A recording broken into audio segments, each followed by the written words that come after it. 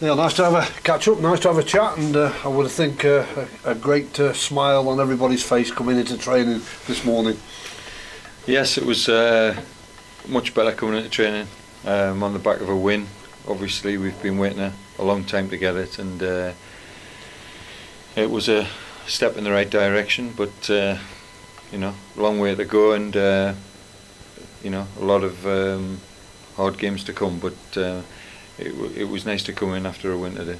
And in your planning and preparation for your next game, you haven't got a lot of time. What have you tried to do? Because there'll be really, this is the first midweek game that you're having with your players. So what are you trying to get over to them?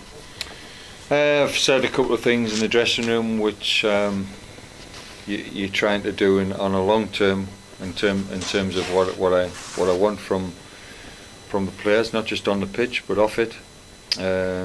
So we've mentioned a couple of things, and we've looked at Saturday's game, and we're looking to where we can improve. I think that's a thing. Just because we won the game, there's obviously lots of areas where we can improve and we need to get better. And it's just a case of you know, being positive because we've had a good result, but also trying to improve, and we've got to keep working hard to try and get better. But you've seen signs already that they are moving in the right direction. Slow steps, but moving right for you. The response is, you know, 2 games, but there's been some good things, some things that you know, we can work on, but there's also been other sides of the play which we know we need to be better. But I think we've got to spend time. We don't have, the one thing we don't have this week is time with the game Tuesday. But when we do get 3 weeks, we've got to use that time to try and get better in terms of the shape of the team and what we want to try and do with the players that we have. And in a case of, you can see that you're not getting carried away. You won't get carried away because you've got one result. It's your job, isn't it? Your duty to make sure them players are, you know, focused on that next game. You'd be an absolute idiot to get carried away after one game. We're 3rd bottom of the league. We've only won 2 games all season. You know, it's a big job ahead, and of course it's one positive step, but it's going to take a lot of work, and we're obviously prepared to do that work. But the players, you know, they put in terms of effort and commitment. I was happy with what they did on Saturday. I would say I was happy in the first game. I thought they tried hard. They were genuine although they lost, they gave their all, and they've got to continue to do that. I think it's the only thing in football that you have to guarantee that you'll put in that effort, and if they do that, they've proved on Saturday that they can win games. But you know, they can't drop below the energy and the effort levels that they're putting on Saturday. But if you were a player and had the run of results that they'd had, and they come off the back of winning, you know, what would it make them feel? How should they feel? If you're not winning games, you have a lack of confidence, and it doesn't matter who you are and what sort of number of games you've played, it will affect your confidence. If you don't believe when you go on the pitch that you're going to win, and when you're playing and things go against you, you tend to think things are never going to change. So once you've had that, then obviously you go into the next game more confident. But football confidence, as you know, is a very fragile thing. You only need something to go against you, and it can put doubts in your mind. But the bigger picture is that we've got to get a formation that we're comfortable with, that the players know their jobs, and then you've got to look at it over the next 30 odd games, whatever we've got to play, not just like from Saturday to Tuesday. We've got to be consistent in our performance levels, and if we do that, then we can pick up points, and that's the whole objective, is to get points and get us clear of this, you know, bottom of the table. And for you winning in your second game as well, and for your coaches that you brought in, that gives players some belief that what you're trying to do, and I know it's been a short space of time, but they've got to win, and that what you're trying to instill in them is the right way. I think it's vital that the players have to look at the manager, they have to look at the staff, and have some belief in what we're trying to tell them is, is accurate.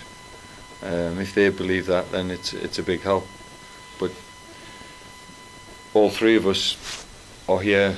We need to get results. All managers and staff, we know we need to get results, but we're here to try and work with the players as well, and you try and improve them, get them playing in a way that you want. But we are here to help. We're not here to be, belittling players or to be, be calling players. We're here to try and help them. As long as they're willing to work hard and put in the effort, then of course, then we're willing to help anybody who's like that. But they've got to meet us. It's a two-sided thing. If they're not prepared to work, then I don't have any time for them. Not your fault, you inherited nearly 3 squads, I think, in terms of numbers, but how key is it in your mind that you'd love to play a settled 11, in terms of when you say you want to build it and get your formation in your system right? Would you love to have that sort of scenario now? I think if a player's going to develop into a team, he needs to have regular partners. You build up a relationship, whether you're a defender, whether you're a forward. If you're a midfield player, if you're a fullback and you've got a player in front of you, the more you work with the same player, same group of players, then obviously that understanding can only improve. But for whatever reason, and there's not been a settled team. I think one of the key jobs, not an easy job, would be to come in, try and look at every player as quick as possible, and try and get a group of players that you want to work with out of that large number, and then try and get a more settled team. And if we do that, then you've got a better chance of getting your message across. Let's look at Morecambe then. Jim Bentley, what a fantastic job that he does up there. He works against all sort of things that are against him, but they're still in there and they fight, and you'll know what's coming. Yes, I've got tremendous respect for the job that he does. They're competitive in this league. They have players who are willing to die for the cause and put in 100% effort, which is true, which is a testament to the manager and to his staff. And we cannot afford to be outworked by them tomorrow night, regardless of what the result is. We must match them in terms of effort and commitment, or we won't get results. So the minimum is that we have to go there and we don't come off the pitch having the opposition work harder than us. Yeah, and if you can just back it up from what you did at the weekend, as again it's that little stepping stone in the right direction, but as you've just put it out there, it's all about, you've got to have that work ethic first of all.